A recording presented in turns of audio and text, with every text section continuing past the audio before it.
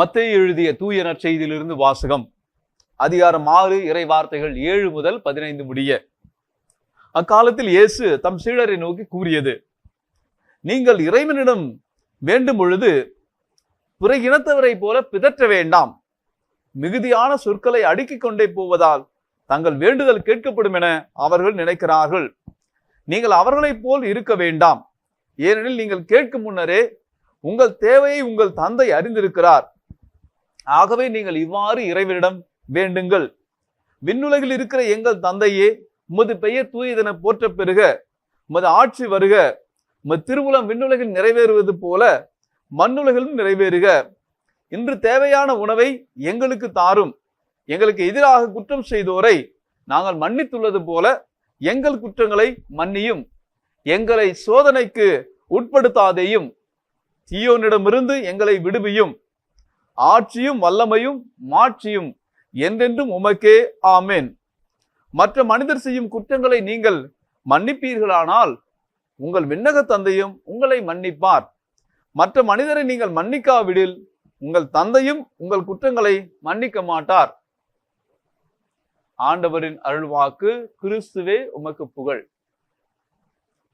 அன்புமிக்க சகோதர சகோதரிகளே, இந்த தவ காலத்திலே வரக்கூடிய எல்லா வாசகங்களும் குறிப்பாக நம்முடைய நோன்பை பற்றியும் நம்முடைய தர்மத்தை பற்றியும் நாம் ஜெபம் செய்ய வேண்டிய முறையை பற்றியும் நமக்கு வழிகாட்டுவதாக விளக்குவதாக அமைந்திருக்கின்றன.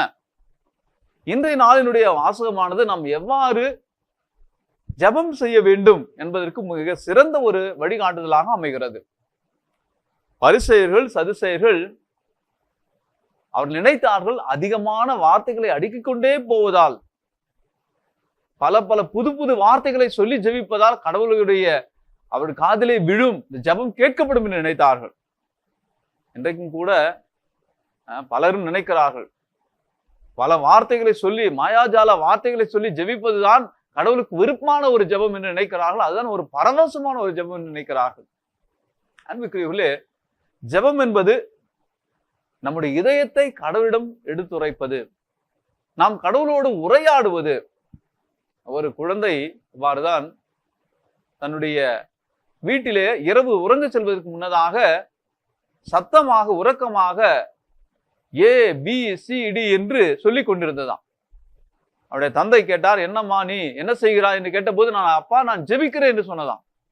என்னது ஜெபிக்கிறாயா என்று கேட்டபோது, அப்பா எனக்கு எப்படி ஜெபிப்பது எனக்கு தெரியாது, நான் இன்னும் வார்த்தைகளை பேச கற்றுக்கொள்ளவில்லை, மாறாக இந்த எழுத்துக்களை நான் உச்சரிக்கிற போது கடவுளுக்கு தெரியும் என்னுடைய ஜெபம் என்னவென்று. எனவே கடவுள் இவைகளை எல்லாம் ஒன்றாக கோர்த்து என்னுடைய ஜெபத்தை அவர் ஏற்றுக்கொள்வார், ஜெபமாக அமைத்துக் கொள்வார் என்று அந்த சிறு குழந்தை கூறியதாம். அன்புக்குள்ளே அந்த குழந்தையினுடைய ஒரு மனநிலை நம்முடையதாக இருக்க வேண்டும்.